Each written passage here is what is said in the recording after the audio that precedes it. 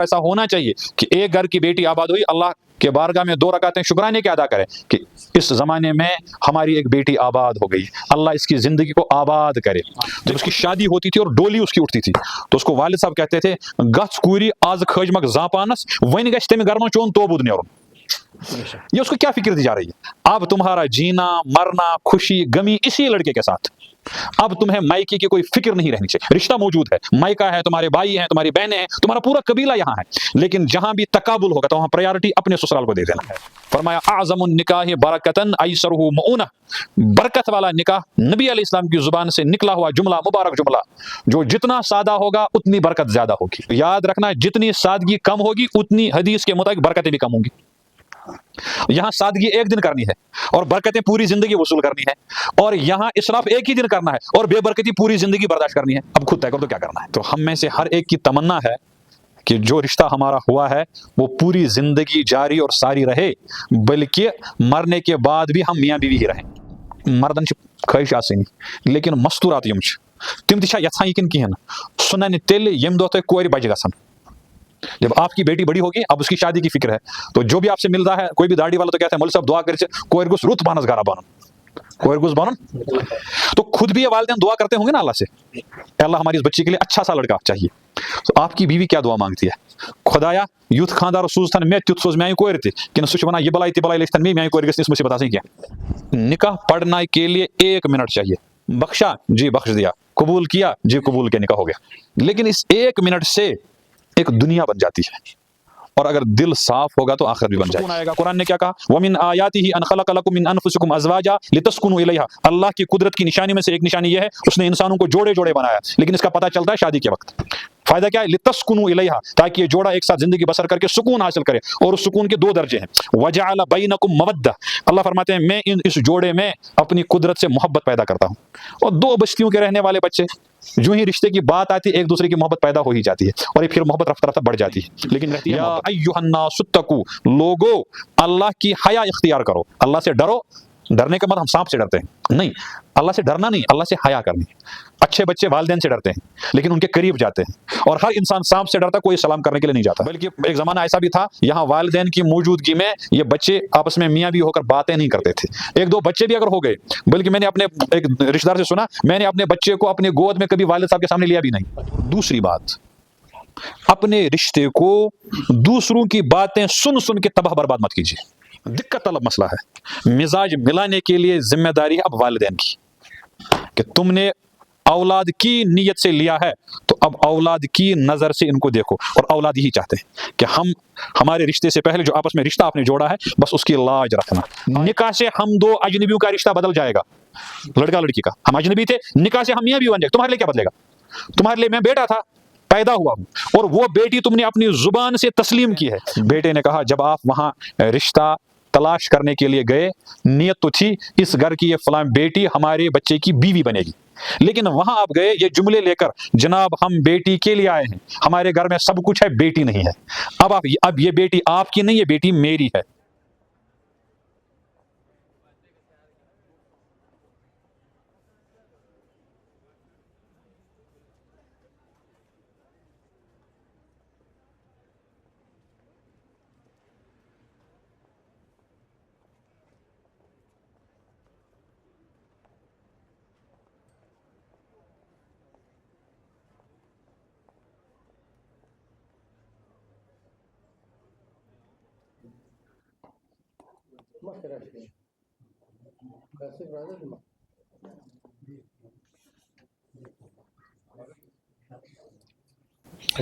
بچی کی طرف سے ولی وکیل کون ہے؟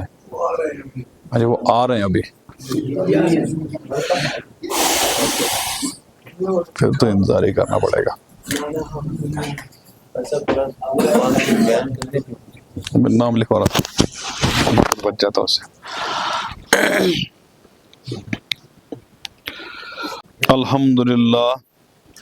الحمدللہ رب العالمین، الصلاة والسلام علی سید المرسلین وعلی آلہ واصحابہ وازواجہ وذریاتہ واہل بیتہ اجمعین، اما بعد، فاعوذ باللہ من الشیطان الرجیم، بسم اللہ الرحمن الرحیم۔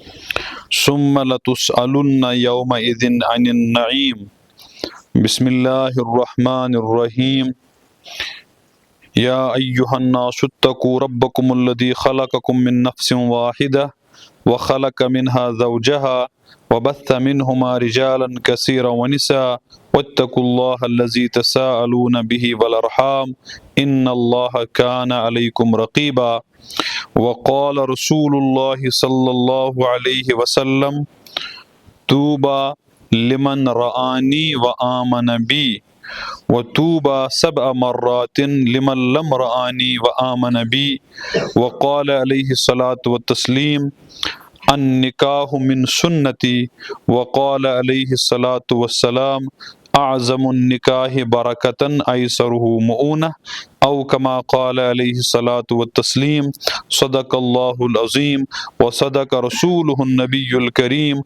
ونحن علی ذلک لمن الشاہدین والشاکرین والحمد للہ رب العالمین اللہم صلی علی سیدنا مولانا محمد وعلی آل سیدنا مولانا محمد واصحاب سیدنا مولانا محمد وبارک وسلم علیہم اللہم انا نعوذ بک من شرور انفسنا ومن سیئات اعمالنا رب اشرح لی صدری ویسر لی امری واحلل عقدۃ من لسانی یفقہوا قولی ربی زدنی علما ربی زدنی علما ربی زدنی علما۔ محترم بزرگوں اور عزیز بچوں، اس وقت ہم اس مسجد میں حاضر ہیں اور آپ سب کے ذہن میں یہ بات ہے کہ اس وقت عصر کی نماز کے بعد اس مسجد میں ایک نکاح کی مجلس ہے، تو ہم سب حاضر ہیں، جمع ہیں اس مجلس کی برکات کو حاصل کرنے کے لیے۔ نکاح کے باب میں ہمیں 2-3 چیزوں پر غور کرنا ہے۔ پہلا سوال ہم اپنے آپ سے پوچھیں کہ نکاح ہم کیوں کریں گے؟ دوسرا سوال ہم اپنے آپ سے پوچھیں گے کہ اس نکاح کے بعد یا نکاح سے پہلے میری کچھ ذمہ داریاں ہیں، اور ان دونوں جملوں پر غور کرنے کے بعد ایک نتیجہ نکلے گا کہ اس عمل کا فائدہ کیا ہے۔ نکاح کیوں کریں گے، نکاح کی ذمہ داریاں کیا ہیں، اور اس نکاح کا فائدہ کیا ہے۔ لیکن اس عنوان پر بات کرنے سے پہلے مجھے ایک اور چیز بیان کرنی پڑے گی، وہ کہ ان سوالوں پر غور کون کرے گا۔ پہلے غور کرنے والے تو ملیں تاکہ پھر ہم ان کی ذمہ داری رکھیں کہ آپ کو ان باتوں پر غور کرنا ہے۔ تو غور کرنے کے لیے ضروری ہے کہ ہم اپنے آپ کو دیکھیں۔ بہت بڑے مفکر، مجدد اپنے دور کے، اور جنہوں نے مغرب کو بہت اچھی طرح دیکھا تھا اور اپنے کلام کے ذریعے اس کی ظاہری ہریالی کو بھی بیان کیا اور اندر سے وہ کھوکھلا کتنا تھا اس کو یہ بیان کیا۔ میری مراد حکیم شاعر مشرق ڈاکٹر اقبال رحمہ اللہ، انہوں نے ایک جگہ ایک چھوٹا سا مضمون لکھا ہے 2 اشاروں میں: اپنے من میں ڈوب کر پا جا سراغ زندگی، تو اگر میرا نہیں بنتا نہ بن، اپنا تو بن۔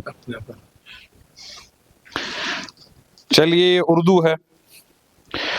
ابھی بلکہ بہت زمانہ پہلے یہاں ہوا کرتا تھا مساجد میں کچھ اچھے اچھے جملے لکھے رہتے تھے، تو اس میں ایک جملہ آپ میں سے بہت سارے لوگوں نے پڑھا ہوگا، چونکہ یہ علاقہ علمی علاقہ رہا ہے بہت پہلے سے، تو اس کا اثر ہے، اس تاثیر کی حفاظت کرنا یہاں کے لوگوں کی ذمہ داری ہے۔ حدیث میں آیا ہے الولد سر لابیہ، اولاد اپنے والدین کا نمونہ ہوتے ہیں. تو والدین چلے گئے، اب اولاد کو دیکھ کر نتیجہ نکالا جا سکتا والدین کیسے تھے. تو وہاں پھر اولاد کو بہت زیادہ محتاط زندگی بھی گزارنی ہے. تو یہ تو ایک اس کا خلاصہ ہوا. تو وہاں ہم نے پڑھا تھا ایک فارسی ربائی، اس میں انہوں نے بتایا تھا ہمیں، بندے پروردگارم امت احمد نبی دوست دار چار یارم تابع اولاد علی. ان دونوں، ایک فارسی ربائی ہے اور ایک اردو کا شعر ہے، ان دونوں کو ملا کر ہمارا موضوع ملے گا کہ یہ باتیں جو ہم کر رہے ہیں یہ کن سے کرنی ہیں. تو فرمایا کہ ان باتوں کے مخاطب وہ انسان ہیں جو اپنے آپ کو اللہ کا بندہ سمجھتے ہیں. غور وہی کرے گا جو اپنے آپ کو حضرت محمد عربی صلی اللہ علیہ وسلم کا امتی مانتا ہو. الحمدللہ ہم سب جیسے کیسے ہیں، اتنا تو دل میں ہے کہ ہم اللہ کے بندے ہیں. ہم حضرت محمد عربی صلی اللہ علیہ وسلم کے امتی ہیں. اس پہچان کی حفاظت ہماری ذمہ داری ہے. تو ہم اللہ کے بندے ہیں، سب مانتے ہیں. یہ چھوٹے بچے بھی مانتے ہوں گے، لیکن یہ تو عموماً اکثر مکلف بھی نہیں ہے، بھی نابالغ ہی ہیں، لیکن ہم تو مکلف ہیں. تو ہمیں بار بار اپنے آپ کو یہ بات سمجھانی ہے کہ میں اللہ کا بندہ ہوں. میں مالدار، پڑھا لکھا، دانشور، کامیاب تاجر، کامیاب کاشتکار، اچھا سرکاری ملازم بعد میں، پہلے میں اللہ کا بندہ ہوں. پہلے میں حضرت رسول رحمت صلی اللہ علیہ وسلم کا امتی ہوں. یہ اپنی پہچان ہے. اپنے من میں ڈوب کر پا جا سراغ زندگی. مجھے اپنے آپ میں غور کرنا ہے اور وہاں اعلان یہ ہوگا کہ میں اللہ کا بندہ ہوں. ہمارے پیر و مرشد، ہمارے محسن حضرت امیر کبیر میر سید علی حمدانی رحمہ اللہ نے جو مشہور کتاب العورۃ الفتحیہ لکھی ہے، تو اس میں بھی ان نے ذکر کر دیا، بار بار پڑھا کرو. اصل میں حدیث ہے ایک، نبی علیہ الصلوۃ والسلام نے فرمایا، مسلم شریف میں موجود ہے، ذاک طعم الایمان، ایمان کی چاشنی، ایمان کی حلاوت اس آدمی کو حاصل ہوگی جس میں 3 صفتیں ہیں. ایک، اللہ کو ماننے والا ہو، اسلام کو سمجھنے والا ہو، اور نبی علیہ الصلوۃ والسلام کو نبی تسلیم کرنے والا ہو. تو حدیث ہے، ذاک طعم الایمان من رضی باللہ ربا وبالاسلام دینا وبمحمد صلی اللہ علیہ وسلم نبیا ورسولا. تو حضرت امیر کبیر رحمہ اللہ نے یہ مضمون ہمیں سمجھایا کہ بار بار پڑھو، رضینا باللہ تعالی ربا، ہم خوش ہیں، ہم مطمئن ہیں ہمارا رب اللہ ہے. وبالاسلام دینا، ہم اس بات پر بھی خوش ہیں کہ ہمارا دین اسلام ہے. وبمحمد صلی اللہ علیہ وسلم نبی و رسولا، اور ہمیں مکمل اطمینان ہے اور 100% یقین ہے کہ ہمارے پیغمبر حضرت محمد عربی صلی اللہ علیہ وسلم ہے. تو جب ہم اس کو محسوس کریں گے تو ایمان کی حلاوت حاصل ہوگی، ایمان کی چاشنی ملے گی، ایمان کی مٹھاس ملے گی. پھر آدمی اپنے آپ کو بے سہارا نہیں سمجھتا ہے. میرے پیچھے تو بڑا سہارا اللہ کا ہے، میرے پیچھے تو بہت بڑا سہارا حضرت نبی علیہ الصلوۃ والسلام کی مبارک ذات ہے. اگر یہ بات ذہن میں رہی تو پھر ہم بندے ہیں. ہم کس کے بندے ہیں؟ اللہ کے بندے ہیں. ہم امتی ہیں. کس کے امتی ہیں؟ حضرت محمد عربی صلی اللہ علیہ وسلم. نبی رحمت صلی اللہ علیہ وسلم کے تعلق سے ہمیں جہاں اور باتیں یاد رکھنی ہیں، وہاں ایک اہم بات یاد رکھنی ہے کہ اللہ نے حضرت محمد عربی صلی اللہ علیہ وسلم کو اس دنیا میں بھیجا آخری نبی بنا کر. پیام آخری آ چکا ہے خدا کا، نبی کی مزید اب نہ حاجت رہی ہے. پریشاں ہے جو جہاں میں مسلمان، فقط ان کے اندر عمل کی کمی ہے.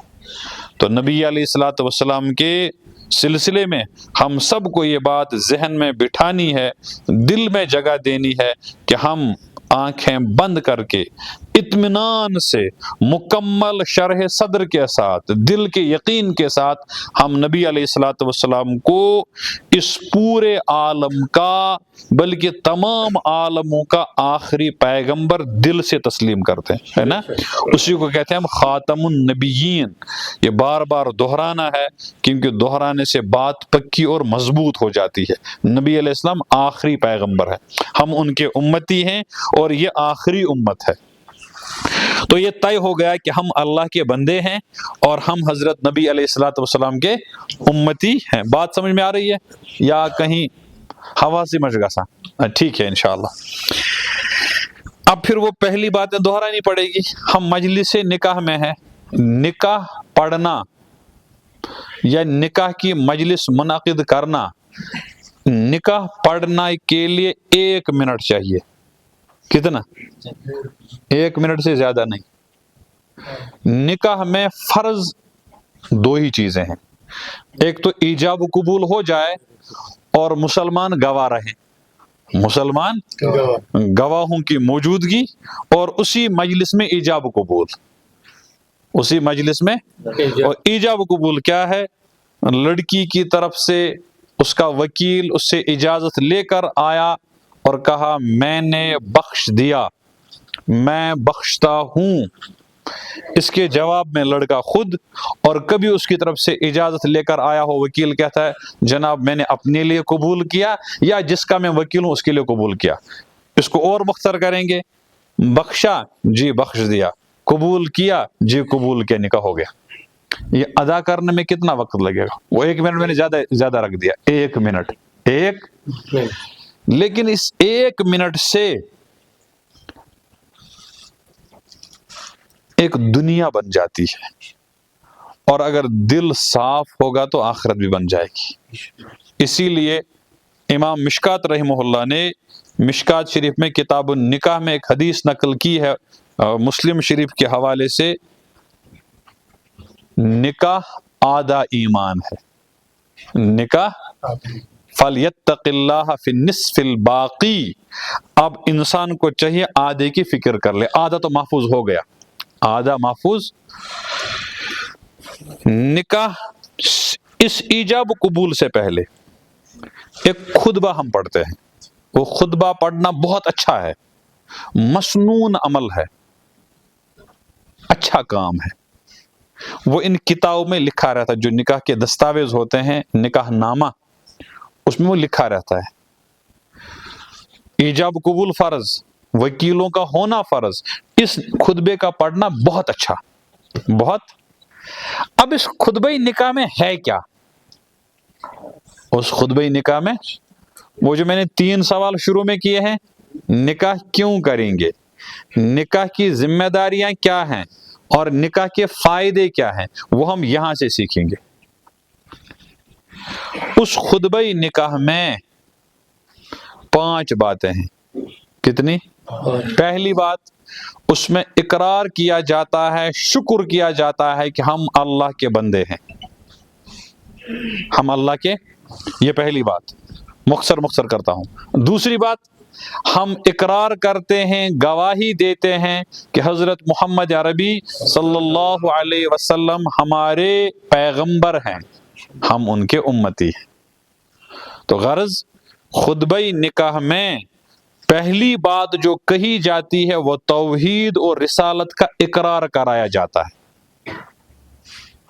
اب یہاں سوال، لڑکا بھی مسلمان، لڑکی بھی مسلمان، گواہ بھی مسلمان، مجلس میں موجود تمام حاضرین بھی، نکاح پڑھنے والا بھی، تو اس کی ضرورت کیا تھی؟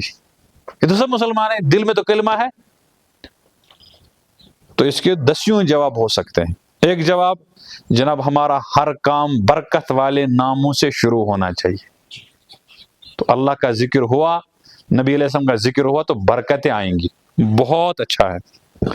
لیکن اس کے پیچھے ایک اور حکمت بھی ہے، وہ حکمت سمجھائی جا رہی ہے کہ یہ خطبہ کہاں پڑھا جا رہا ہے؟ جناب نکاح میں، خطبہ پڑھا جا رہا ہے نکاح میں. اچھا نکاح تو فوراً ذہن ہمارا چلا گیا نکاح اور شادی. نکاح اور شادی. اس کے معنی میں خوشی کا معنی مضمر ہے, خوشی کا مقام ہے. علاقے کی بیٹی آباد ہو رہی ہے, علاقے کا بیٹا آباد ہو رہا ہے. یہ صرف والدین کو خوشی نہیں ہے بلکہ الحمدللہ ہمارا مزاج ایسا ہے اور ایسا ہونا چاہیے کہ ایک گھر کی بیٹی آباد ہوئی, اللہ کے بارگاہ میں 2 رکعتیں شکرانے کے ادا کرے کہ اس زمانے میں ہماری ایک بیٹی آباد ہو گئی, اللہ اس کی زندگی کو آباد کرے. تو یہ خوشی کا مقام ہے. کیا ہے؟ لڑکی والوں کے یہاں بھی خوشی ہے, لڑکے والوں کے یہاں بھی خوشی ہے. تو خوشی انسان مناتا ہے اور انسان کا بدن یہ چاہتا ہے مجھے خوشی منانے کا موقع ملے. تو کہا ٹھیک ہے, تم کون ہو؟ میں تو اللہ کا بندہ ہوں. تم کون ہو؟ میں تو نبی علیہ السلام کا امتی ہوں. اب خوشی منانی ہے نا, ٹھیک ہے جاؤ مناؤ. یہ تمہارے نفس کا تقاضا ہے, ہم منع نہیں کریں گے, لیکن اس خوشی میں اس بات کا خیال رکھنا جس کا میں بندہ ہوں وہ بھی خوش رہے.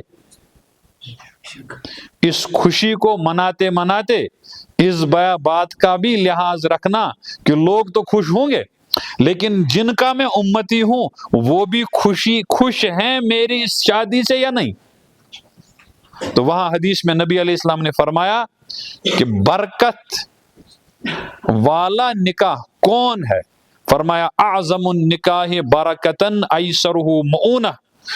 برکت والا نکاح نبی علیہ السلام کی زبان سے نکلا ہوا جملہ, مبارک جملہ, جو جتنا سادہ ہوگا اتنی برکت زیادہ ہوگی, اور جہاں سادگی میں جتنی کمی ہوگی وہ سادگی کی کمی ہمارے ہاں آ جاتی ہے لوگوں کی دیکھا دیکھی میں. اس نے ایسا کیا تو مجھے بھی کرنا چاہیے, لوگ کیا کہیں گے؟ ابھی ہم نے دوسرے خاندان میں رشتہ کیا ہے تو نہ معلوم وہ کیا سمجھیں گے. اس لیے اگرچہ ہمارے بڑے کہتے تھے سادہ شادی کرو, لیکن اب دل تو چاہتا ہے کریں, لیکن لوگوں کے سامنے کیسے جائیں گے؟ تو یاد رکھنا جتنی سادگی کم ہوگی اتنی حدیث کے مطابق برکتیں بھی کم ہوں گی. یہاں سادگی ایک دن کرنی ہے اور برکتیں پوری زندگی وصول کرنی ہے, اور یہاں اسراف ایک ہی دن کرنا ہے اور بے برکتی پوری زندگی برداشت کرنی ہے. اب خود طے کر دو کیا کرنا ہے. تو نبی علیہ السلام خطبہ نکاح میں جو ہمیں توحید و رسالت کے مضامین پڑھائے جاتے ہیں, سمجھائے جاتے ہیں, برکت بالکل صحیح, لیکن اس کے پیچھے پیغام ہے اپنی شادیوں کو نہایت سادگی کے ساتھ انجام دو. اس کے بعد اس خطبہ نکاح میں عموماً 3 آیتیں پڑھی جاتی ہیں. پہلی آیت پڑھی جاتی ہے عموماً سورہ النساء کی پہلی آیت, یا ایھا الناس اتقوا ربکم الذی خلقکم, اور دوسری آیت پڑھی جاتی ہے سورہ آل عمران سے, یا ایھا الذین آمنوا اتقوا اللہ حق تقاتہ ولا تموتن الا وانتم مسلمون, اور تیسری آیت پڑھی جاتی ہے سورہ الاحزاب سے, یا ایھا الذین آمنوا اتقوا اللہ وقولوا قولا سدیدا یصلح لکم اعمالکم ویغفر لکم ذنوبکم. یہ تو ہوگی, اور اس کے بعد دعا کی جاتی ہے. ٹھیک, اب آیتیں کتنی ہیں؟ 3 آیتیں ہیں, 3 جگہ سے اس خطبہ نکاح میں لی گئی ہیں, اور ان آیتوں کو عموماً حضرت محمد عربی صلی اللہ علیہ وسلم نے جو اپنے مبارک زمانے میں صحابہ کے نکاح پڑھے ہیں تو اکثر بیشتر آپ انہی آیات کی تلاوت فرمایا کرتے تھے. امام ابو داؤد نور اللہ مرکزہ نے ابو داؤد میں کتاب النکاح کے ضمن میں ایک باب وہاں نقل کیا ہے, باب خطبۃ النکاح. اس میں ان آیات کا ذکر ہے جو آیتیں خود نبی علیہ السلام نے نکاح کے خطبے میں تلاوت فرمائی ہیں. تو اکثر صحابہ انہی 3, اور بھی 1-2 آیتیں ہیں, لیکن اکثر صحابہ انہی 3 آیتوں کو نقل کرتے ہیں. اگر ہم ان 3 آیتوں کو غور سے دیکھیں گے, سمجھیں گے, تو ان 3 آیتوں میں نکاح کا بیان ہی کہیں نہیں ہے. ان 3 آیتوں میں نکاح کا بیان ہی. اب مسئلہ یہ ہے کہ ہو سکتا ہے وہاں کوئی آیت ہی نہیں ہے تو کامن آیت لے لی. جیسے ایک سبزی ہے جس کو ہم آلو کہتے ہیں, یہ ہر ایک کے ساتھ مل جاتا ہے, اس کے برخلاف ایک اور بیچاری ہے مچھلی، وہ کہیں نہیں فٹ ہوتی ہے۔ ان ہمارے وازوان والوں نے بڑی کوشش کی تھی کہ اس کو وازوان میں شامل کریں، وہاں ہر چیز کا اضافہ ہوتا ہے لیکن مچھلی اس میں نہیں گھس جاتی ہے۔ وہ ہر جگہ چاہتی میں جناب بادشاہ ہوں، میں کسی کے ساتھ نہیں ہوں۔ اور آلو کو آپ ساگ سے ملا دیجئے، گوشت سے ملا دیجئے، کسی کے ساتھ وہ بیچارہ مل جاتا ہے۔ لیکن قرآن کریم میں 25 سے زیادہ آیتیں ہیں جس میں نکاح کا بیان ہے، نکاح کی باریکیاں ہیں، نکاح کی باریکیاں اس میں ہے، نکاح والی زندگی ہے، تو یہ سب اس میں موجود ہے۔ لیکن خطبہ نکاح میں صرف کس کو لیا گیا؟ ان 3 آیتوں کو۔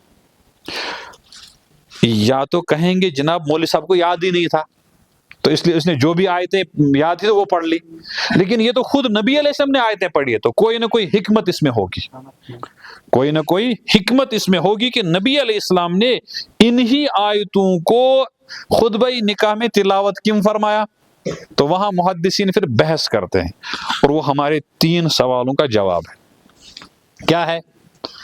پہلی آیت، دوسری آیت اور تیسری آیت۔ دوسرا سوال، نکاح کی ذمہ داریاں کیا ہیں؟ تو اس سوال پہ آنے سے پہلے طے کر دو ذمہ دار کون ہے، تبھی تو ذمہ داری اس کے کندھے پر ڈال دیجئے۔ تو کہتے ہیں کہ نکاح کی ذمہ داریاں 3 طبقوں پر عائد ہوتی ہیں، 3 طبقوں پر۔ پہلا طبقہ لڑکے والے، دوسرا طبقہ لڑکی والے، اور تیسرا طبقہ یہ 2 بچے جو ان 2 گھروں کو آپس میں جوڑتے ہیں۔ ان کی بھی ذمہ داری ہے، ان کی بھی ذمہ داری ہے، اور ان 2 بچوں کی بھی ذمہ داری ہے۔ اللہ تعالیٰ آپ سب کو حرمین کا بار بار وہاں کی زیارت نصیب کرے۔ ڈاکٹر اقبال رحمہ اللہ کو اپنی زندگی میں حرم کا سفر نصیب نہیں ہوا، لیکن جو انہوں نے مدینے کا سفر نامہ لکھا ہے، جو اردو ادب اور فارسی ادب سے وابستہ لوگ ہیں وہ اس کو پڑھتے ہیں تو کلیجہ منہ کو آتا ہے کہ کون سی منظر کشی کی ہے، جس کو آج کے دور میں امیجن کرنا، تو یہ اس طرح کی منظر کشی کی ہے۔ بس یہ مثال ذہن میں رکھیے۔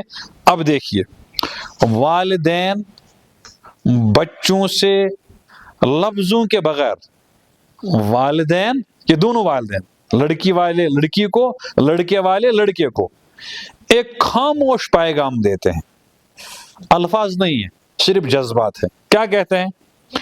اللہ نے تمہیں ہماری کوکھ سے جنم دیا، یہ اس کا فضل ہے، تم پیدا ہوئے، اب تم نے ایک عمر پائی، جو بھی ہماری ذمہ داریاں تھی تعلیم و تربیت کی وہ ہم نے کوشش کی ادا کرنے کی، اور آج وہ دن آیا جہاں اب تمہاری نکاح والی زندگی شروع ہوگی۔ ٹھیک ہے والد صاحب، بہت اچھا، ہم بھی خوش ہیں کہ ہمارا نکاح ہو رہا ہے۔ تو والدین کہہ رہے ہیں بہت اچھی بات ہے، لیکن میں جتنا کر سکتا ہوں میں نے کیا یا کروں گا۔ میں کر سکتا ہوں شادی کا انتظام، رہنے کا انتظام، لباس وغیرہ کا انتظام، یہ میں کر سکتا ہوں۔ تمہیں پڑھایا لکھایا میں نے، ہمت اللہ نے دے دی۔ میں نکاح کی تاریخ بھی طے کر دوں گا، اور میں نکاح کے لیے انتظام بھی کروں گا، اور نکاح کی مجلس منعقد بھی ہوگی، یہ میں کر سکتا ہوں۔ میں کیا کر سکتا ہوں کہ میں تمہارا نکاح پڑھ کر تمہیں میاں بیوی درج کروں گا اس کاغذ میں، بس میری اتنی طاقت ہے۔ بچے ٹھیک ہے، کاغذ میں ہو گیا رشتہ، اب آپ ہم سے کیا چاہتے ہیں؟ تو والدین کہتے ہیں بس بچوں تم سے یہی طلب ہے کہ جو رشتہ میں نے کاغذ میں درج کیا یا کروایا وہ اپنے دل میں درج کر لو، وہ اپنے پیدا ہم سے ہوئے ہو، بدن تمہارا ہمارے سامنے ہے، بچپنے میں والدین ہی نہاتے وہاتے ہیں، لیکن اس دن بھی دل پہ نظر نہیں تھی، اور آج نکاح والے دن بھی دل پر نظر نہیں ہے. کاغذ پہ تو میں نے لکھ دیا کہ میرا بیٹا دلہا ہے، میری بیٹی دلہن ہے، اور ان کو ہم نے نکاح کے ذریعے میاں بیوی بنا دیا.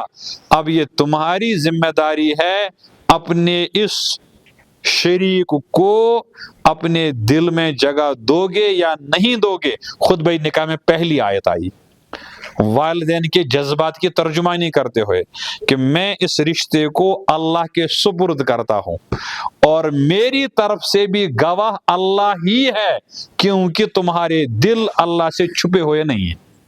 یا ایھا الناس اتقوا، لوگو اللہ کی حیا اختیار کرو، اللہ سے ڈرو. ڈرنے کا مطلب ہم سانپ سے ڈرتے ہیں نہیں، اللہ سے ڈرنا نہیں، اللہ سے حیا کرنی. اچھے بچے والدین سے ڈرتے ہیں لیکن ان کے قریب جاتے ہیں، اور ہر انسان سانپ سے ڈرتا، کوئی سلام کرنے کے لیے نہیں جاتا. اگر آپ میں سے کسی نے سانپ نہ دیکھا ہوگا کوئی پریشانی ہے، لیکن آپ میں سے بہت سارے حضرات وہ ہیں جن کے والدین اس دنیا سے جا چکے ہیں تو بہت روتے ہیں والدین نہیں. حیا ان کی بھی تھی، نظریں نہیں اٹھاتے تھے، بلکہ ایک زمانہ ایسا بھی تھا یہاں والدین کی موجودگی میں یہ بچے آپس میں میاں بھی ہو کر باتیں نہیں کرتے تھے. ایک دو بچے بھی اگر ہو گئے، بلکہ میں نے اپنے ایک رشتہ دار سے سنا، میں نے اپنے بچے کو اپنے گود میں کبھی والد صاحب کے سامنے لیا بھی نہیں، میں شرماتا تھا. تو ایک چیز تھی، ایک زمانہ تھا ایسا. تو ہماری چاہت کیا ہے کہ تم اس رشتے کو دل میں جگہ دو. ہم دل کو جانتے نہیں ہیں تو سپرد اللہ کے حوالے. اللہ سے ڈرو جس نے تمہیں پیدا کیا ایک نفس سے. بچوں نے سوال پوچھا مگر اسی خیال میں، تصور میں، ٹھیک ہے ابا جان میں اپنے اس شریک حیات کو، لڑکی اپنے والدین سے بات کر رہی ہے، لڑکا اپنے والدین سے ٹھیک ہے آپ نے کہا دل میں بٹھا دو، میں بٹھا دوں گا، مگر مجھے بتاؤ کتنے دیر تک اور کس طرح، اس کی ڈگری کیا ہونی چاہیے اور کتنی دیر تک. تو ہم میں سے ہر ایک کی تمنا ہے کہ جو رشتہ ہمارا ہوا ہے وہ پوری زندگی جاری اور ساری رہے، بلکہ مرنے کے بعد بھی ہم میاں بیوی ہی رہیں. کبھی کبھی میں اپنے بڑوں سے سنا ہے، آپ کو ہنسانے کے لیے لیکن وہ میں کشمیری میں عرض کر دوں گا. مردن خواہش آسانی لیکن مستورات یم تم تہ یژھان یہ کن کہین سنن تیل یم دہ تہ کور بچ گژھن. جب آپ کی بیٹی بڑی ہوگی، اب اس کی شادی کی فکر ہے، تو جو بھی آپ سے ملتا ہے کوئی بھی داڑھی والا تو کہتا ہے مول صاحب دعا کر کور گوس رت بانس گرا بنن، کور گوس بنن. تو خود بھی یہ والدین دعا کرتے ہوں گے نا اللہ سے، اے اللہ ہماری اس بچی کے لیے اچھا سا لڑکا چاہیے. تو آپ کی بیوی کیا دعا مانگتی ہے؟ خدایا یوت خاندار سوزتن میں تیت سوز میانہ کور تہ، کن سہ ونان یہ بلائی تہ بلائی لچھتن میں میانہ کور گژھِ اس مصیبت آسن کی. تو یہ طے کرنا ہے. بچوں نے پوچھا کہ ہم کتنی دیر تک اس کو اپنے دل میں جگہ دیں گے اور کس طرح کا رشتہ رہنا چاہیے. تو والدین نے کہا تمنا تو ہے یہ رشتہ پوری زندگی چلے. ہمارے یہاں کشمیر میں یعنی کشمیری زبان میں ایک جملہ پہلے کہا جاتا تھا، آپ کے یہاں بھی کہا جاتا ہوگا اپنی زبان میں، لڑکی کو جب اس کی شادی ہوتی تھی اور ڈولی اس کی اٹھتی تھی تو اس کو والد صاحب کہتے تھے گھس کوری آز کھجمک زاپانس ون گژھِ تمہِ گرمہ چون توبود نیرن. ون گژھِ تمہِ گرمہ چون، یہ وومن رائٹس کے خلاف نہیں ہے، آج اس پہ کیس بھی ہو سکتا ہے.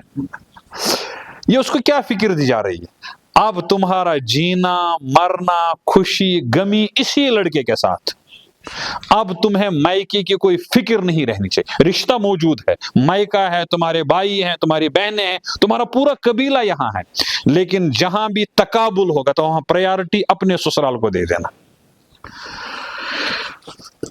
تو کہا تمنا ہے کہ پوری زندگی چلے. دوسری خطبہ نکاح میں اس میں ان دونوں مضمونوں کا اشارہ ہے. بیٹا اپنے اس ساتھی کو ہمیشہ کے لیے اپنے دل میں جگہ دو. اب تم نے پوچھا کیسی، کس طرح؟ تو آپ میں سے بہت سارے لوگ ہوں گے جنہوں نے دیکھا ہوگا، ہم نے تو بہت سارے دیکھے، میاں بیوی ہیں مگر کاغذ میں اور کسی فنکشن میں شو آف کے لیے، اور گھر میں وہ دونوں الگ الگ کمرے میں رہتے ہیں، 5 سال سے بات ہی نہیں کرتے ہیں، لوگ سمجھتے ہیں میاں بیوی ہیں لیکن حقیقت میں ایک دوسرے کے دشمن ہیں، ایک دوسرے کے 5-10 سال سے بات ہی نہیں کرتے ہیں، الگ الگ کمروں میں سوتے ہیں۔ تو کہا آیت میں یا ایھا الذین آمنوا اتقوا اللہ حق تقاتہ، اے ایمان والو اللہ کی حیا اختیار کرو، اور یہ حیا ایسی ہونی چاہیے جو اللہ کے شایان شان ہے۔ مکان 1 نمبر چاہیے، مکان میں موجود فرنیچر وہ بھی 1 نمبر چاہیے، گاڑی بھی 1 نمبر چاہیے، تو اللہ کی حیا بھی کیسی چاہیے؟ 1 نمبر۔ اب خطبہ نکاح میں آیت پڑھی گئی تو اپنے شریک حیات کو اپنے دل میں دینے کا مقام بھی 1 نمبر چاہیے، چاہے آپ شام کو کوئی پھل فروٹ ساتھ نہ لائیں لیکن دل میں جگہ ہے یا نہیں ہے۔ اب پوچھا کتنی دیر، تو فرمایا وَلَا تَمُوتُنَّ إِلَّا وَأَنْتُمْ مُسْلِمُونَ، مرتے دم تک ایمان پر ثابت قدم رہنا اللہ کے لیے، اور اس رشتے میں وفاداری نبھانا مرتے دم تک۔ یہ والدین کی تمنائیں ہیں، اور یہ ہر والد کی تمنا اپنے بچوں کے متعلق ہوتی ہے۔ اتھ چھِ ونان کٲشِر پٲٹھۍ وش گژھِ صاف آسُن لچھ کیٛاہ کرِ، وش چھِ ونان دل کس یتھ، وش گژھِ صاف آسُن۔ یہ کب ہوگا؟ یہ ایک حدیث ذہن میں رکھنی ہے۔ اب تھک تو نہیں گئے؟ نکاح کیا ہے؟ نکاح پہلا سوال تھا نا، یہ نکاح کیوں کریں گے؟ نکاح جناب سب کرتے تھے، میں نے بھی کیا، وہ ایک زمانہ ایسا بھی تھا قبول ہے، اگر میرے والد صاحب قبول ہے پھر مجھے بھی قبول ہے۔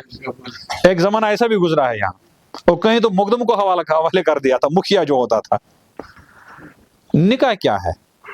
مسلمان میں کون ہوں؟ بندہ اللہ کا، امتی حضرت رسول اکرم صلی اللہ علیہ وسلم کا۔ تو نبی علیہ السلام نے ہمیں ارشاد فرمایا بہت مختصر، کنوارے اس کو بہت شیئر کرتے رہتے ہیں، النکاح من سنتی، نکاح ہمارا طریقہ ہے۔ نبی علیہ السلام فرماتے نکاح ہمارا عمل ہے، اور ہم امتیوں کے لیے پیغمبر علیہ السلام کا ہر عمل عبادت ہے، ہر عمل۔ تو نکاح کیا ہوا؟ عبادت، اور عبادت کرنے والے کون ہیں؟ اللہ کے بندے، اللہ کے۔ تو نکاح عبادت ہے، انسانی فطرت ہے، انسان کا جو بدن ہے یہ تھک جاتا ہے، اور یہ عیب نہیں ہے، یہ اس کی مجبوری ہے۔ ہم تلاوت کرتے ہیں تھک جاتے ہیں، ہم نماز پڑھتے ہیں تھک جاتے ہیں، ہم روزہ رکھتے ہیں تھک جاتے ہیں۔ ابھی ہم نے چند سال پہلے جون جولائی میں روزے رکھے، تو 4 بجے کے بعد آدمی بالکل نہ ختم ہو جاتا تھا، پورا بدن ٹوٹ گیا ہے لیکن دل خوش ہے، بدن بالکل ٹوٹا ہوا ہے، زبان خشک ہو گئی ہے لیکن دل خوش ہے۔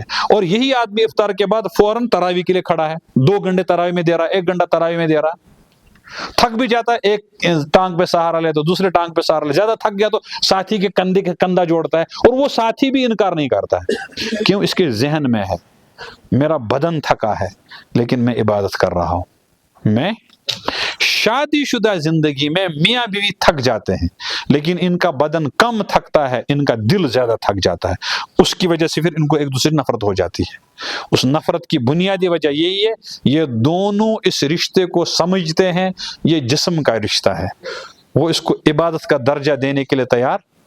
عبادت میں آدمی تھک جائے گا لیکن دل کبھی اکتاہٹ کا شکار نہیں ہوگا۔ تو یاد رکھیں نکاح جو ہم نے کیا ہے یہ نکاح عبادت ہے، یہ نکاح، اور اس عبادت میں دل سے مخلص رہنا بہت ضروری ہے، ورنہ ہماری کوئی عبادت قبول۔ آخری بات، میاں بیوی زندگی اب گزاریں گے، کچھ چیزیں ایسی ہیں جو ہمارے سماج نے ہمیں کہی ہیں، نہیں ان کو ہم نہیں دیکھیں گے۔ بس شادی شدہ زندگی کے لیے 2 چیزیں ذہن میں رکھیں۔ پہلی چیز مردوں کی ذمہ داری، شوہر کی۔ اللہ تعالیٰ نے خواتین کا مزاج بنایا ہے ناز نخروں والا، اور یہ ناز نخرے والدین برداشت کرتے ہیں۔ نکاح کے بعد عورت کا مزاج تبدیل نہیں ہوگا، یہ اس کے مزاج اور بناوٹ کے بالکل خلاف ہے۔ یہ ناز نخرے اب شوہر کی ذمہ داری ہے، اسی لیے اس کو کیا کہا گیا؟ الرجال قوامون النساء، مرد حاکم ہے، ناز نخرے برداشت کرنے پڑیں گے۔ ہم میں سے اکثر بیشتر مرد وہ چاہتے ہیں میری گھر والی کا مزاج میرے جیسا ہو جائے، اور اس میں جگڑتے ہیں۔ نبی پاک علیہ الصلوۃ والسلام مبارک زندگی کو اگر آپ پڑھیں گے تو وہاں حضور نے کبھی یہ کوشش نہیں کی کہ ازواج مطہرات کے مزاج ہم جیسے ہو جائے، بلکہ آپ نے اپنے آپ کو انہی کے مزاج میں ڈھالنے کی کوشش کی۔ میں اس کی ایک مثال آپ کو دے سکتا ہوں، اس کی تو سینکڑوں مثالیں ہیں، ایک مثال عرض کر دوں گا جو محدثین نے نقل کی ہے۔ نبی علیہ السلام کی عمر مبارک 50 سے زیادہ ہے، 50 سے زیادہ، 50 سے لے کے 63 تک کوئی بھی سال تھا۔ اما عائشہ رضی اللہ کی عمر 10 سے زیادہ ہے، 10 سے، اب ادھر دیکھیں 50 سے زیادہ، اس کا اپنا ایک مزاج ہے، اور 10 11 12 13 14 اس کا اپنا مزاج ہے۔ حضور علیہ السلام نے اما عائشہ صدیقہ رضی اللہ عنہا کبھی یہ فرمائش نہیں کی کہ تم وہاں آ جاؤ اس مزاج میں، حضور وہاں سے یہاں آ گئے۔ ایک مثال یاد آ گئی، حضرت عائشہ رضی اللہ تعالیٰ عنہ کہیں سفر میں تھی، اللہ تعالیٰ آپ کو مدینہ طیبہ کا سفر نصیب کرے، اور وہاں کوئی وہ جگہیں دکھانے والا، تو روڈ وہاں بنے، ایک باغ تھا، وہ کچے راستے ہوتے ہیں باغوں میں، تو نبی علیہ السلام حضرت عائشہ کے چل رہے تھے، نہ معلوم ماں کے ذہن میں کیا بھاؤ، ہماری ماں کے، تو نے کہا یا رسول اللہ صلی اللہ علیہ وسلم چلے ہم دوڑتے ہیں۔ اب دیکھیے 50-55 سالہ زندگی میں آدمی، وہ بھی پیغمبر، اس سے مطالبہ کیا کیا جا رہا ہے؟ ہم دوڑیں گے۔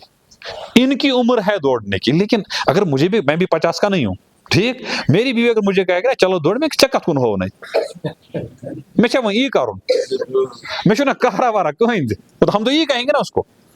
حضور علیہ السلام نے کوئی انکار نہیں کیا، بخاری میں روایت مجھے 2 جگہ حضور نے کہا بتاؤ کہاں تک دوڑنا ہے، تو کر دی جگہ طے، وہاں تک دوڑیں گے۔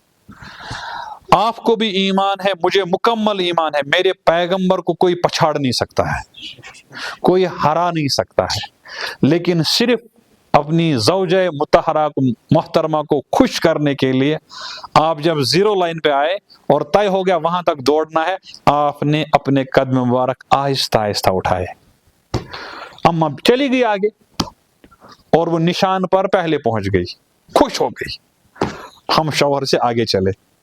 بیچ میں کچھ وقفہ ہوا، مجھے نہیں معلوم کتنا وقفہ، نہ محدثین نے وہاں بحث کی ہے، اب مہینہ ہوا، سال ہوا، 2 سال ہوئے، 3 سال ہوئے، نہیں پتا، کچھ وقفہ ہوا۔ اما ایک مرتبہ پھر وہاں سے گزر رہی تھی، آج پھر مطالبہ کیا، اگر وہ مولوی صاحب گئے نا 1-2 تیار بیک پھر کہتے میں دو یہ کر دین چھوڑ بیٹے امت سے تمام چکرس گسو میں چھنا وہ چکارس پھر دکان چھن محل وتھان سے تمام دور کرو۔ آج پھر مطالبہ کیا، حضور نے کہا چلو بتاؤ کہاں تک کرنا ہے، تو وہاں تک چلے گئے، کہا وہاں تک طے کریں گے۔ لیکن آج کی اس ریس میں نبی علیہ الصلوۃ والسلام اپنی مبارک چال میں چلے تو منزل پر پہلے پہنچ گئے، جو ان کی اپنی رفتار تھی، حضرت عائشہ پیچھے رہ گئی۔ حضرت عائشہ نے کوئی شکایت نہیں کی، لیکن عورتوں کو محسوس جلدی ہوتا ہے، ان کو دکھ جلدی ہوتا ہے، تو اس کو بانپ لیا نبی علیہ السلام نے۔ تو حضور نے فرمایا عائشہ گھبرانا نہیں، یل عائشہ یل حمیرہ ہذہ سبقت بتلک، عائشہ یہ اس کے بدلے، یہ اس کو میں آپ جوانوں کے لیے دوسرا ترجمہ کروں گا، عائشہ گھبرانا نہیں، سیریز ڈرا ہو گئی، سیریز 2 میچ تھے، ایک ہم نے، ایک تم نے جیتا، ایک میں نے جیتا، یہاں نہ کسی نے جیتا نہ کسی نے ہارا، یہ ہے مزاج کی رعایت کرنا۔ اب یہی اما عائشہ کہتی ہے ہم نے 3 چاند دیکھیں طلوع ہوتے ہوئے، ہمارے چولہے میں جلانے کے لیے کچھ بھی نہیں تھا، ہمارے یہاں تو ہر دن 5 بگار ہوتے ہیں، 5 سالن پکتے ہیں اگر آنچار کو شامل نہ کریں اور چٹنی کو، اور دونوں میاں بیوی لگتے ہیں کہ ہمیں تانگا کس نش، کیوں؟ ہم مزاج کی رعایت پہلی بات زندگی گزارنے میں دونوں میاں بیوی کو، باہر کی پریشانیاں بیڈ روم میں نہ لائیں، باہر کی پریشانیاں چاہے وہ باہر دفتر کی ہو، مثلا میں ملازم ہوں، میرے بھائی ملازم ہیں، ہم تو صبح اچھے طرح سے نکلے، والدہ سے رخصت لے کے، بیوی سے رخصت لے کر، وہاں دفتر میں آفیسر نے ڈانٹ دیا، تو جناب یہ مسئلہ وہیں ختم کر دو، گھر آ جاؤ خوشگوار موڈ میں. لیکن یہ پورا وہ ڈانٹ دماغ میں بٹھا رکھا ہے، مجھت آنچا مجھت پھوک کھدمت. جو ہی گھر پہنچا، گھر والدہ نے یا بیوی نے پوچھا آج آپ 5 منٹ دیر سے کیوں آئے؟ او جناب یہ جو شروع ہو گئے نا تم کم قبرستان پہ آئی صبح سے بدرائے ہوئی. تو بازار اسی لیے رسول اکرم صلی اللہ علیہ وسلم کا مزاج یہ رہا ہے کہ آپ جب بھی گھر جاتے ہیں تو آپ کا چہرہ مسکراہٹ سے لبریز ہوتا ہے. پہلی بات. اور دوسری بات، اپنے رشتے کو دوسروں کی باتیں سن سن کے تباہ برباد مت کیجیے. ہمارے ہاں اکثر بیشتر دوسرے نے جملے کہے، ہم نے اس کو اپنا مطلب نکالا اور اپنے گھر پر فٹ کر دیا اپنے گھر پر. تو یہ 2 چیزیں میاں بیوی کو کرنے. آخری بات عرض کرتا ہوں، بات ختم کر دیتا ہوں. نکاح کی ذمہ داریاں 3 ہیں نا، 3 ذمہ دار ہیں اس کے. تو ایک کا تو بات ہو گئی، والدین نے ان کی تمنا کیا ہے. اب بچے والدین سے اسی جذبے میں سوال پوچھتے ہیں، اسی جذبے میں سوال پوچھتے ہیں. جناب جو فرمائش آپ کی ہے وہ ہمارے سر آنکھوں پر، ہم اس رشتے کو دل سے قبول کرتے ہیں، اپنے شریک حیات کو دل میں بٹھائیں گے، لیکن ہماری ایک درخواست ہے. والدین نے کہا کہو. وہ تیسری آیت جو خطبہ نکاح میں. تو بچوں نے کہا جو آپ نے فرمایا وہ ہم پر نافذ ہوگا جب ہماری شادی ہوگی، اس سے پہلے تو نافذ نہیں ہوگا. کہا بہت اچھا. کہا بس جب ہماری شادی ہوگی ہم آپ کی نصیحت کا لحاظ رکھیں گے، اور جب ہماری شادی ہوگی اس کے بعد چند دن گزرنے کے بعد آپ کی ذمہ داری ہے کہ ہماری شادی سے پہلے جو آپ 2 گھرانوں نے آپس میں رشتہ جوڑا ہے اس کا لحاظ رکھنا. والدین نے پوچھا ہم نے کیا جوڑا؟ تو بچوں نے کہا پہلے ہم بیٹے کو لیتے ہیں. بیٹے نے کہا جب آپ وہاں رشتہ تلاش کرنے کے لیے گئے، نیت تو تھی اس گھر کی یہ فلاں بیٹی ہمارے بچے کی بیوی بنے گی، لیکن وہاں آپ گئے یہ جملے لے کر جناب ہم بیٹی کے لیے آئے ہیں، ہمارے گھر میں سب کچھ ہے، بیٹی نہیں ہے. اب یہ بیٹی آپ کی نہیں، یہ بیٹی میری ہے. اماں جان جب بھی آپ وہاں جاتی تھی اس لڑکی سے ملنے کے لیے ہماری شادی سے پہلے، تو وہ جو بھی کچھ آپ کے سامنے ضیافت وغیرہ پیش کرتے تھے تو آپ ان سے کہتے تھے نا پہلے میری بیٹی کو لاؤ پھر میں بسم اللہ کروں گی. جناب بالکل یہی مسئلہ بیٹی نے اپنے والدین سے کہا. جب وہ یہاں رشتہ کی بات کے لیے آئے تھے تو آپ نے تحقیق کی اور بات پکی ہوئی. تو اب آپ نے بات پکی کرنے کے بعد یہ اعلان کر دیا یہ والا لڑکا ہماری بیٹی کا شوہر بنے گا، لیکن آپ نے اس کا تذکرہ کہیں نہیں کیا، صرف کہا ہمارا بیٹا کہاں ہے. کبھی رات میں کبھی دن میں ابا جان یا امی جان آپ میرے اس ہونے والے شوہر کو فون پہ بھی کہتے تھے نا بیٹا گھبرانا نہیں، ابھی ابا جان کی ہڈیوں میں جان ہے. بہک وین پربتس اٹک کرت فکر ہے جن. تو آپ نے کہا یہ میری بیٹی ہے، آپ نے کہا یہ میرا بیٹا ہے. نکاح سے ہم 2 اجنبیوں کا رشتہ بدل جائے گا، لڑکا لڑکی کا. ہم اجنبی تھے، نکاح سے ہم میاں بیوی بن جائے گا. تمہارے لیے کیا بدلے گا؟ تمہارے لیے میں بیٹا تھا، پیدا ہوا ہوں، اور وہ بیٹی تم نے اپنی زبان سے تسلیم کی ہے. میں تمہاری بیٹی ہوں پیدا شدہ، اور اس کو تم نے اپنا بیٹا مانا ہے. اور اپنے بچے کبھی بڑے نہیں ہوتے، اپنے بچے کبھی ہوتے بڑے؟ وہ کبھی نہیں بڑے ہوتے، وہ خود بچے والے بھی ہو جائیں. میں خود اپنی بات کہتا ہوں، میرے بھائی بڑے ہیں، میرے خود بچے ہیں، لیکن کبھی بڑا بھائی کچھ کہہ دے گا نصیحت کے طور پر، میری والدہ اس کو بار بار ڈانٹ دی ہے، یہ لکٹ شور یہ لکٹ، اور داڑھی پک گئی ہے میری، لیکن والدہ پھر بھی کہتی ہے لکٹ شور، کیونکہ اپنا بچہ کبھی بڑا نہیں ہوتا ہے. تو جب اپنا بچہ بڑا نہیں ہوگا تو غلطی کرے گا، بچہ ہی تو ہے. تو اس غلطی کو بازار میں لائیں گے یا سدھاریں گے؟ تو ان 2 بچوں کو کیونکہ مزاج نہیں ملے گا، دقت طلب مسئلہ ہے، مزاج ملانے کے لیے ذمہ داری ہے اب والدین کی کہ تم نے اولاد کی نیت سے لیا ہے تو اب اولاد کی نظر سے ان کو دیکھو، اور اولاد یہی چاہتے ہیں کہ ہمارے رشتے سے پہلے جو آپس میں رشتہ آپ نے جوڑا ہے بس اس کی لاج رکھنا۔ آیت تیسری آئی خطبہ نکاح میں، یا ایھا الذین آمنوا اتقوا اللہ، ایمان والو اللہ کی حیا اختیار کرو، وقولوا قولا سدیدا، اور بالکل سچی بات کہو۔ جو وہاں کہی ہے وہ اب کچن میں بھی اس کو لاگو کرو، کیونکہ وہاں تو جوس پیتے پیتے باتیں ہو رہی تھی۔ اور کیوں ہم کریں گے یہ؟ اس لیے کہ ہم اللہ کے بندے ہیں۔ قرآن نے اعلان کر دیا جب بھی انسان زبان سے کوئی لفظ نکالتا ہے الا لدیہ رقیب عتید، وہاں ایک تیز لکھنے والا موجود ملک ہے۔ اور ہمارا ایمان ہے، حضرت امیر کبیر رحمہ اللہ نقل بھی کر دیا، وبالملکین الکاتبین شاہدین العادلین، ہم تو ان ملائکہ کا استقبال کرتے ہیں جو ہمارا نام اعمال لکھتے ہیں۔ وقولوا قولا، اس کا نتیجہ کیا نکلے گا؟ اس کا نتیجہ نکلے گا اللہ گناہوں کو معاف کر دے گا، یصلح لکم اعمالکم ویغفر لکم ذنوبکم، جب تم وفاداری کرو گے، ان العہد کان عنہ مسئولا۔ آخری بات، فائدہ کیا ہے اس کا؟ فائدہ، بس بات ختم کر دیتے ہیں، فائدہ اس کا کیا ہے؟ تو قرآن نے کہا فائدہ اس کا ہے، دو فائدے ذکر کر دیے کلمے میں۔ پہلا فائدہ، نکاح سے آدمی کی زندگی میں سکون آتا ہے، لیکن یہ تب جب یہ تمام چیزیں پوری ہوں گی۔ اس کو عبادت سمجھو، ذمہ داریاں ادا کرو تو سکون آئے گا۔ قرآن نے کیا کہا؟ وَمِنْ آيَاتِهِ أَنْ خَلَقَ لَكُم مِّنْ أَنفُسِكُمْ أَزْوَاجًا لِتَسْكُنُوا إِلَيْهَا، اللہ کی قدرت کی نشانی میں سے ایک نشانی یہ ہے اس نے انسانوں کو جوڑے جوڑے بنایا، لیکن اس کا پتہ چلتا ہے شادی کے وقت۔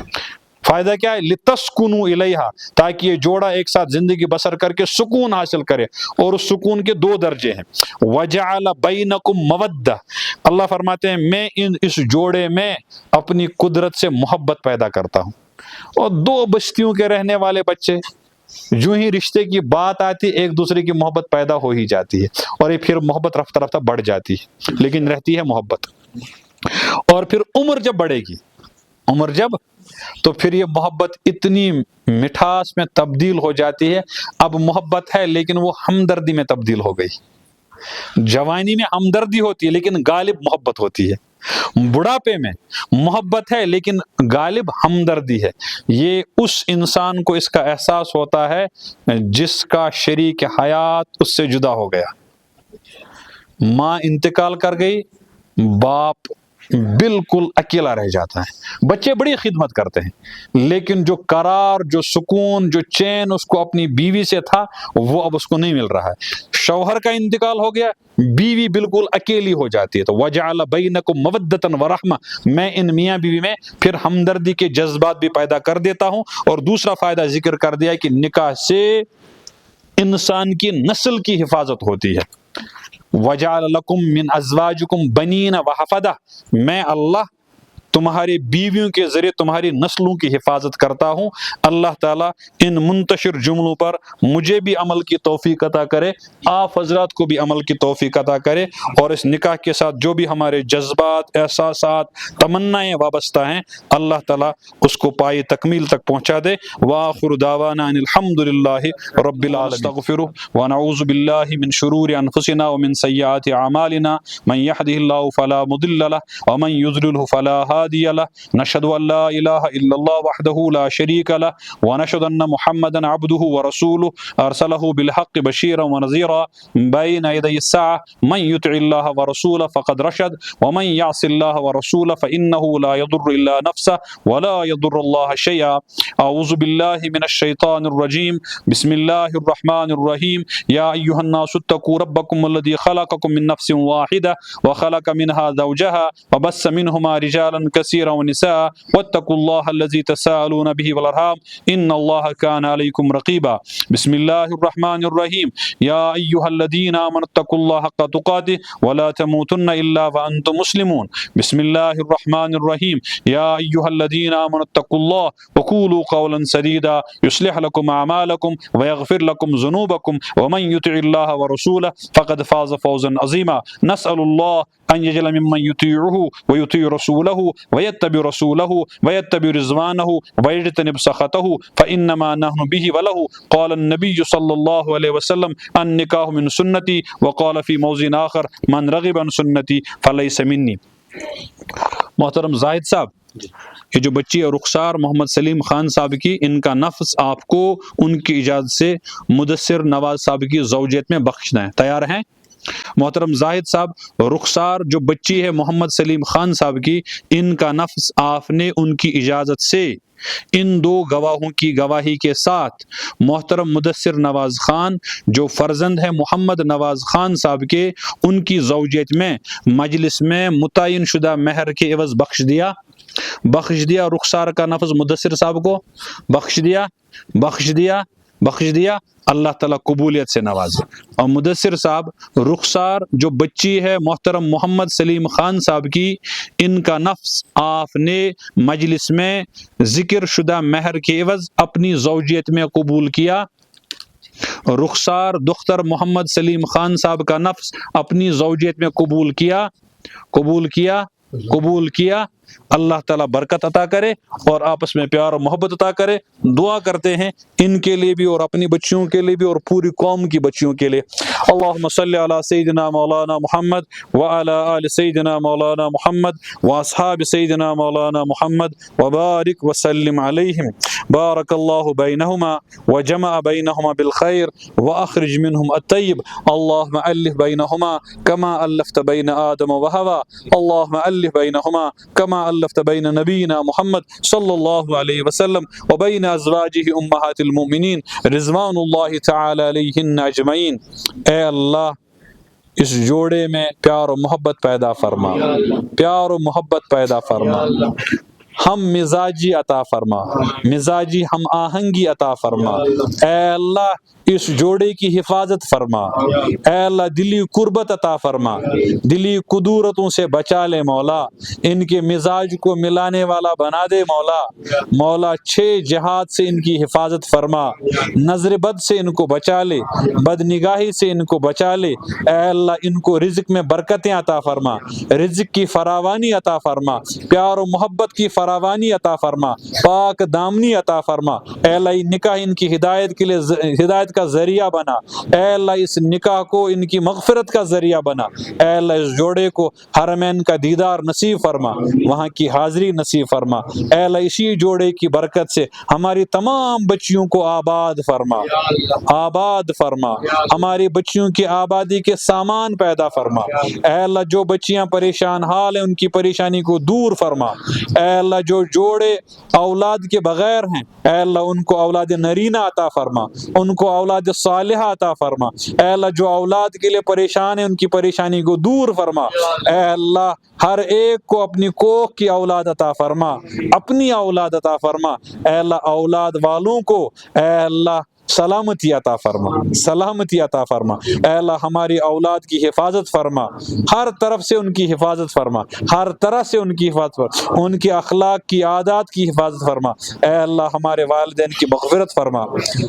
اے اللہ، اس علاقے میں جو بزرگ ہیں اے اللہ ان سب کی مغفرت فرما. جو علماء صلحاء اس علاقے میں اس دنیا سے چلے گئے ہیں اے اللہ ان کی قبروں کو نور سے بھر دے، ان کی قبروں کو نور سے بھر دے. اے اللہ، ہم جو زندہ ہیں ہمارے اندر صلاح و تقویٰ پیدا فرما. اے اللہ، جن نکاحوں میں ہم نے حاضری دی ہے اے اللہ ان جوڑوں کو کامیاب زندگی عطا فرما. اے اللہ، اس جوڑے کو بھی کامیاب زندگی عطا فرما. ان دونوں گھروں کو آپس میں ملنا نصیب فرما، آپسی ہمدردیاں عطا فرما. اے اللہ، دکھاوے سے بچا لے، تکبر سے بچا لے. اے اللہ، حسد سے بچا لے، بد نگاہی سے بچا لے. اے اللہ، حضرت نبی علیہ الصلوۃ والسلام نے جو بھی خیر کی دعائیں اپنی امت کے لیے مانگی ہیں اے اللہ ان میں ہمیں بھی شامل فرما. جن چیزوں سے پیغمبر علیہ السلام پناہ چاہا کرتے تھے اے اللہ ہمیں بھی اور پوری امت کو پناہ عطا فرما. ربنا تقبل منا انک انت السمیع العلیم وصلی اللہ تعالی علی خیر خلقہ محمد وعلی آلہ واصحابہ اجمعین برحمتک یا ارحم الراحمین.